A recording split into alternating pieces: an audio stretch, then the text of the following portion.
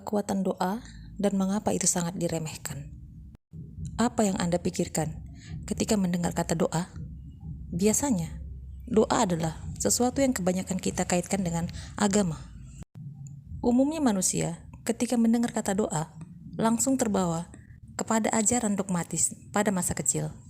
Pernahkah Anda merasakan ketika Anda mengingat bagaimana pemahaman Anda berdoa kepada Tuhan dan bagaimana Anda melakukannya ketika Anda masa kecil, melakukan doa dengan cara-cara yang terkadang terkesan membosankan untuk hal-hal yang diulang-ulang, hal-hal yang sama.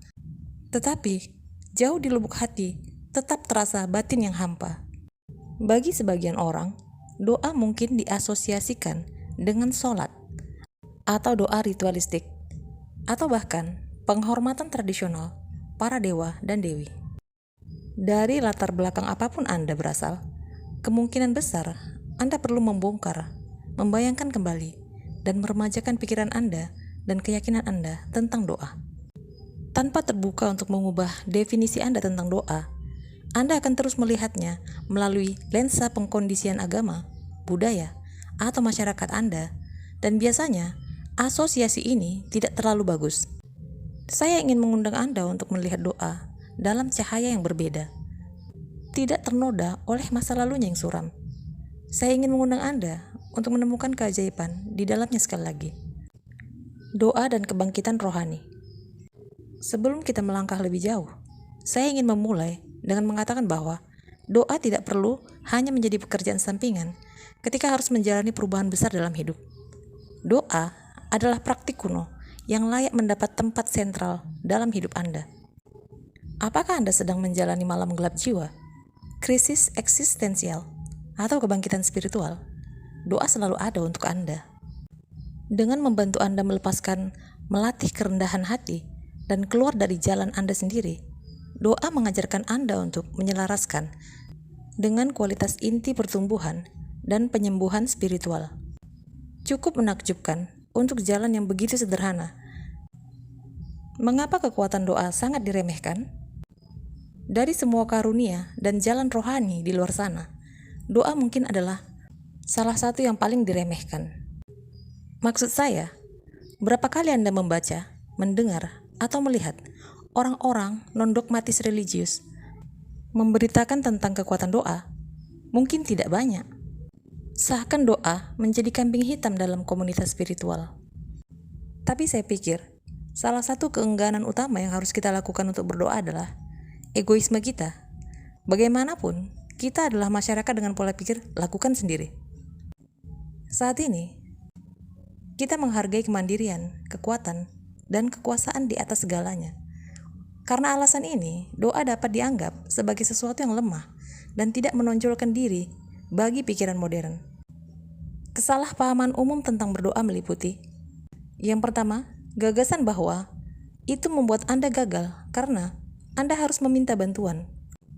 Ketika Anda memanjatkan doa-doa, meminta bantuan kepada ilahi, seolah mengesankan bahwa Anda gagal. Yang kedua, keyakinan bahwa Anda tidak layak mendapatkan bantuan sejak awal. Mungkin karena Anda terlalu sering mengalami kegagalan dalam hidup Anda, sehingga Anda menanamkan di dalam pikiran Anda bahwa kegagalan adalah sesuatu yang layak untuk Anda dapatkan, dan Anda tidak merasa perlu untuk berdoa. Yang ketiga, keyakinan bahwa Tuhan atau ilahi atau sumber adalah kekuatan yang dengki, kejam, dan menakutkan yang membuat doa menjadi berbahaya. Manusia cenderung ketika berdoa dan doanya tidak dikabulkan, menganggap bahwa Tuhan atau ilahi atau sumber bersikap kejam terhadap doanya. Padahal, sesuatu doa terkadang dikabulkan tidak seperti apa yang kamu inginkan, tetapi Tuhan mengabulkan doa berdasarkan apa yang kamu butuhkan. Tetapi manusia cenderung bersikap seolah-olah Tuhan sudah bersikap kejam terhadap doa-doanya yang tidak dikabulkan sesuai dengan keinginannya. Pada kenyataannya, doa seringkali menjadi hal terakhir yang kita lakukan ketika berada dalam krisis. Hanya setelah kita mengeringkan sumber daya terakhir kita, barulah kita berpikir untuk berdoa. Yang benar adalah bahwa hidup kita akan berubah secara drastis jika doa adalah hal pertama yang kita lakukan pada saat dibutuhkan. atau bahkan pada saat rasa bersyukur. Kita perlu memanjatkan doa sebagai bentuk rasa syukur kita. Bagaimanapun, doa adalah jembatan langsung menuju ilahi. Doa juga bukan hal yang pasif seperti yang selama ini diyakini banyak orang. Saya sempat meyakini hal ini untuk waktu yang sangat lama. Saya selalu berpikir bahwa mengucapkan beberapa kata tidak benar-benar mengubah apapun. Bahkan saya sempat berpikir bahwa tindakan doa itu sendiri tampaknya tidak ada gunanya bagi saya. Bahkan saya sempat menutup diri dan tidak mau berdoa untuk waktu yang lama. Tetapi kepercayaan yang salah tentang kekuatan doa ini tidak bisa jauh dari kebenaran. Doa sebenarnya adalah salah satu alat spiritual yang paling kuat di luar sana. Dengan kata lain, doa tidak hanya membuka kita pada bimbingan yang lebih tinggi, tetapi juga membantu kita untuk menerima pelajaran yang paling perlu kita pelajari. Karunia doa. Doa telah memberi saya begitu banyak cinta dan rasa syukur, sehingga saya menjadikan tujuan hidup saya mengucapkan setidaknya satu doa setiap hari. Saya telah menemukannya sebagai kekuatan perubahan yang energik dan berpengaruh yang tidak dapat saya lakukan tanpanya. Berikut ini adalah beberapa karunia doa yang akan Anda terima jika Anda memasukkan latihan ini secara teratur ke dalam hidup Anda. Beberapa manfaat ini bahkan didukung secara ilmiah. Yang pertama, meningkatkan penerimaan dan keterbukaan terhadap kehidupan. Yang kedua, meningkatkan rasa percaya diri. Yang ketiga, meningkatkan perasaan aman dan nyaman. Yang keempat, meningkatkan hubungan dengan orang lain. Yang kelima, lebih banyak perhatian. Yang keenam, lebih banyak sinkronisitas. Yang ketujuh, lebih banyak hadiah tidak terduga. Anda mungkin pernah mengalami dalam hidup Anda ketika uang hanya tersisa 1 lembar di dompet Anda. Anda bingung mau mencari uang tambahan kemana, sementara banyak hal yang harus Anda bayar. Kemudian Anda berdoa kepada Tuhan, memohon agar dimudahkan, memohon agar dibukakan pintu rezeki. Dan apa yang terjadi? Boom! Tiba-tiba Anda mendapatkan rezeki entah dari mana. Dari mana saja, dari siapa saja, dengan cara-cara yang tidak terduga. Itu adalah salah satu kekuatan doa. Yang kedelapan, lebih banyak terima kasih. Apapun bentuknya, seberapa besar pun yang Tuhan berikan ke dalam kehidupan Anda, sudah selayaknya kita mengucapkan terima kasih kepada Tuhan. Bahkan untuk diberikan napas sekalipun adalah suatu hal yang patut kita syukuri setiap harinya. Dengan kita memanjatkan doa syukur kepada Tuhan, Anda akan menyadari bahwa begitu banyak nikmat yang Tuhan berikan ke dalam hidup Anda yang patut untuk Anda syukuri setiap harinya. Yang kesembilan, lebih banyak memaafkan orang lain dan memaafkan diri sendiri. Jika Anda menyadari bahwa segala sesuatu yang terjadi di dalam hidup Anda adalah tidak terlepas dari peran Anda di dalamnya, maka Anda akan mulai belajar untuk lebih banyak memaafkan orang lain dan juga terutama memaafkan diri Anda sendiri. Yang ke-10, lebih banyak koneksi dengan yang ilahi. Semakin Anda menyadari bahwa dengan berdoa, Anda terkoneksi dengan ilahi, Anda akan semakin terpanggil untuk lebih sering melakukan doa-doa sebagai bentuk komunikasi Anda kepada yang ilahi. Anda akan mulai merasa lebih dekat kepada yang ilahi. Yang ke-11, mengurangi stres, depresi, dan kecemasan. Di saat Anda mengalami hal-hal yang berat di dalam hidup Anda yang bisa menyebabkan stres, depresi, ataupun kecemasan yang mungkin tidak bisa Anda ceritakan kepada siapapun dan Anda menganggap tidak ada satu orang pun yang mampu mengeluarkan Anda dari keadaan itu, maka Anda akan mulai menyadari bahwa satu-satunya kekuatan yang bisa membantu Anda mengurangi hal-hal itu adalah berdoa kepada Tuhan. Ke-12, meningkatkan perasaan keutuhan batin. Dengan berdoa kepada yang ilahi, Anda akan menemukan kekuatan di dalam diri Anda sendiri. Anda tidak akan pernah merasa bergantung kepada orang lain, tetapi Anda mulai bergantung kepada diri Anda dan terhubung kepada yang ilahi. Anda akan menemukan keutuhan batin melalui doa-doa yang Anda panjatkan kepada yang ilahi. 13. Meningkatkan kepercayaan pada diri dan kehidupan. Dengan rajin berdoa, Anda akan mulai menemukan kepercayaan pada diri Anda sendiri. dan Anda mulai menghargai kehidupan. Ketika Anda menyadari bahwa satu persatu doa Anda dikabulkan, meskipun terkadang bukan sesuai dengan apa yang Anda maui, tetapi berdasarkan apa yang benar-benar Anda butuhkan dalam hidup Anda mulai menemukan kepercayaan diri di dalam setiap doa-doa yang Anda panjatkan kepada Tuhan. Karena Anda yakin bahwa Tuhan tidak akan mencelakai Anda. Tuhan senantiasa membimbing Anda dan memberikan apa yang terbaik ke dalam kehidupan Anda. Seperti yang Anda lihat, kekuatan doa sangat besar.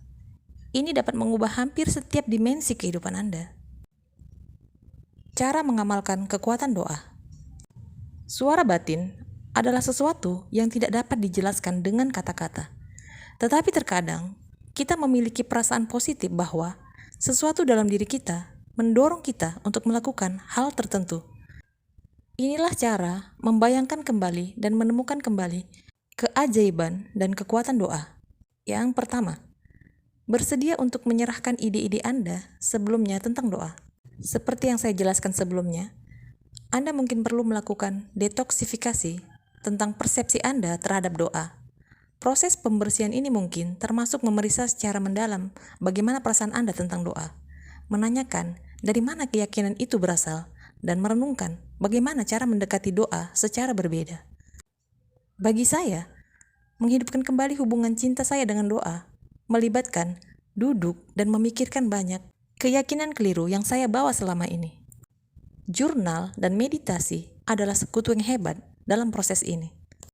Jadi Anda bisa mulai membuat jurnal dan juga melakukan meditasi dalam proses Anda memahami apa sebenarnya makna dari doa.